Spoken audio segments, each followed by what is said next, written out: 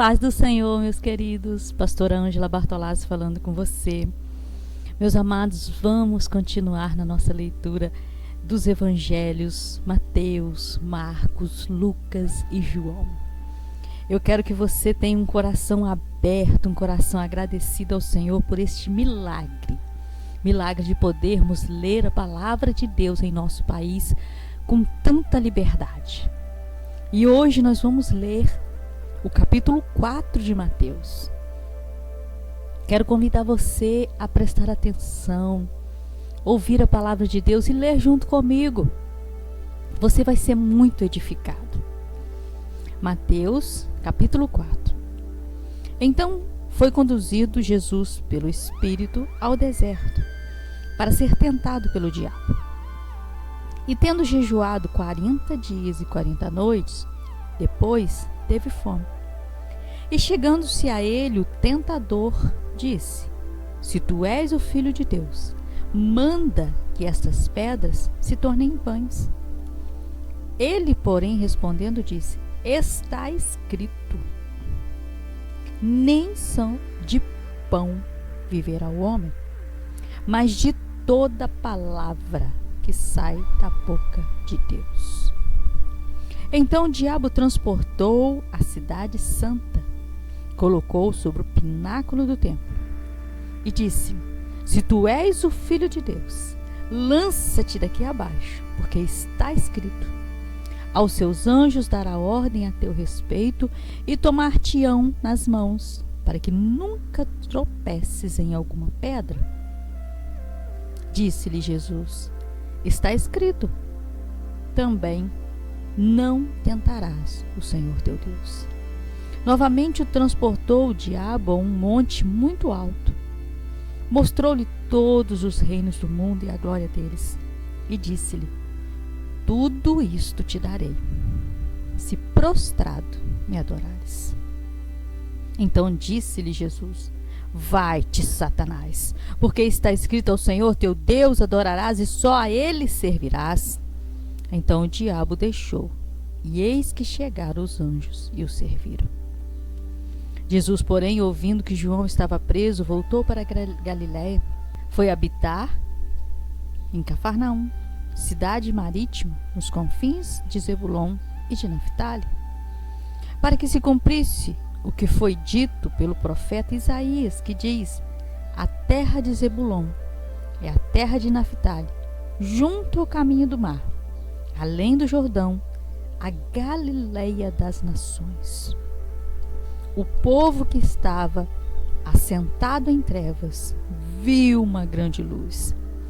E aos que estavam assentados na região e sombra da morte, a luz raiou. Desde então, começou Jesus a pregar e a dizer: Arrependei-vos, porque é chegado o reino dos céus. Jesus, andando junto ao mar da Galileia, viu dois irmãos, Simão, chamado Pedro, e André, os quais lançavam as redes ao mar, porque eram pescadores. E disse-lhes: Vinde após mim, eu vos farei pescadores de homens. Então, eles, deixando logo as redes, seguiram-no. E adiantando-se dali, viu outros dois irmãos, Tiago, filho de Zebedeu, e João, seu irmão, num barco com Zebedeu, seu pai, consertando as redes, e chamou-os. Eles, deixando imediatamente o barco e seu pai, seguiram-no. E percorria Jesus toda a Galileia, ensinando nas suas sinagogas, pregando o evangelho do reino, curando todas as enfermidades e moléstias entre o povo. E a sua fama correu por toda a Síria. Traziam-lhe todos os que padeciam, acometidos de várias enfermidades e tormentos.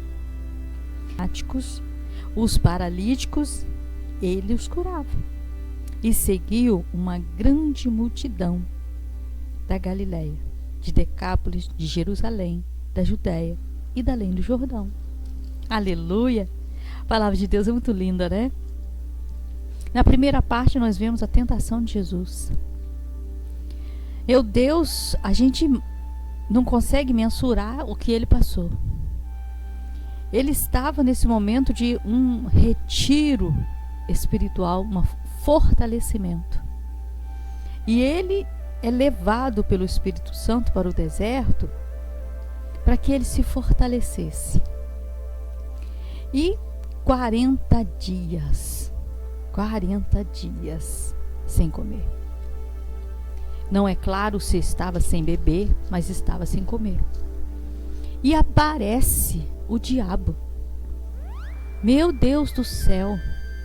A gente jejua um dia, ou até meio-dia, dá uma fome horrível. E aí, ele está 40 dias sem comer. Chega o diabo e oferece para ele a oportunidade de ter uma coisa para comer. E ele fala, manda que essas pedras se tornem pães, aqui no versículo 3. Ele poderia fazer isso na hora que quisesse. Jesus era Deus. Mas se ele obedece ao diabo fazendo essas coisas, ele seria uma pessoa direcionada pelo diabo. E eu acho muito lindo que Jesus dá a resposta ao pé da letra. Ele disse, está escrito, nem só de pão viverá o homem, mas de toda a palavra de Deus. É isso que eu falo com você, meu amado. A palavra de Deus, ela é o guia das nossas vidas. Nós não podemos ser guiados por outra coisa que não seja. Nós não podemos ser guiados por outra coisa que não seja a palavra de Deus. Não podemos. E ele vem no versículo 6, o diabo fala com ele, se tu és o Filho de Deus, ele está usando aqui o Salmo 91. Ele usa a palavra de Deus para confrontar o Jesus. Se tu és o Filho de Deus, lança-te daqui abaixo, porque está escrito, aos teus anjos dará ordem a teu respeito. Está escrito mesmo. É verdade que no Salmo 91 está escrito isso. Mas está escrito, não tentarás ao Senhor teu Deus. Porque quando a gente faz uma coisa que não é para fazer, que não é ordenança de Deus, a gente está tentando Ele. Quando a gente faz as coisas conforme a gente acha, porque se Deus falou que vai proteger, Ele vai proteger. Não é assim. Se nós cairmos sem estarmos planejando pular, se nós cairmos, o Senhor nos guarda mesmo. Ele nos protege mesmo. Porque Ele é o Deus que nos guarda. Ele é o Deus que nos protege. Olha só como está escrito. Salmo 91, versículo 11 e 12. Porque aos seus anjos dará ordem a teu respeito para te guardarem em todos os teus caminhos. Todos os teus caminhos. Eles te sustentarão nas suas mãos para que não tropeces com teu pé em pedra. Exatamente isso que está escrito. Ele guarda. Mas ele guarda aquele que é obediente, não aquele que faz as coisas porque ele está achando que é para fazer. Ele guarda porque a palavra dele é a palavra verdadeira, que não pode mentir. Então ele nos guarda. É muito importante nós termos conhecimento da palavra de Deus para não sermos enganados. Quando as pessoas disserem as coisas parecidas assim conosco, a gente saber que ele está usando a palavra de Deus, mas está distorcendo ela, como Satanás está distorcendo. A palavra de Deus não pode ser distorcida. Também aqui no versículo 15, no 14 e no 15, para ser mais exato, fala assim, para que se cumprisse o que foi dito pelo profeta Isaías, que diz, a terra de Zebulon e a terra de Naphtali, junto ao caminho do mar, além do Jordão, a Galileia das nações. Olha como está escrito, Isaías capítulo 9, versículo 2. O povo que andava em trevas viu uma grande luz. Sobre os que habitavam na região da sombra da morte, resplandeceu a grande luz. Resplandeceu a grande luz. É Jesus. É a luz das nações. Ele foi habitar na Galiléia para que se cumprisse o que fora dito pelo profeta Isaías, que está no capítulo 9, versículo 2. Viu como é bom a gente aprender a palavra de Deus? Viu como é bom a gente prestar atenção ao que ele está falando? Lindo demais, não é? E o mais maravilhoso que eu acho aqui, no capítulo 4, claro, né? No versículo 18, ele chama pessoas que estão trabalhando. Ele chama Pedro e André. Simão Pedro e André estão trabalhando. E aí chama Tiago e João, também estão trabalhando. Por isso que eu sempre digo, meu amado, o Espírito Santo não gosta de gente preguiçosa. Ele não vai chamar quem está preguiçoso, fazendo nada. Às vezes a pessoa tem muito tempo. Ela tem tanto tempo livre, mas ela não procura aprender a palavra de Deus, ela não procura estar na presença de Deus, ela não procura ter um tempo de oração, de santidade, de busca, de entrega. Por quê? Porque é o momento que ele está se preparando para a obra de Deus, para o chamado dele, para o ministério dele. E mais uma coisa, quando ele fala aqui no versículo 19, ele disse-lhes: vinde após mim, e eu vos farei pescadores de homens. Farei pescadores de homens. Aqui não há promessa para riqueza, não há promessa para grandes coisas. Há promessa de fazer pescadores de homens. Pescadores de homens quer dizer que vai pregar o evangelho e o coração das pessoas se converterão ao Senhor. E queridos, o maior privilégio que nós temos, maior honra que nós temos é pregar o evangelho. Queridos, a honra é nossa. Eu sei que as pessoas serão libertas. Eu sei que as pessoas receberão cura, salvação, libertação, elas receberão algo de Deus, mas o privilégio é nosso. Por quê?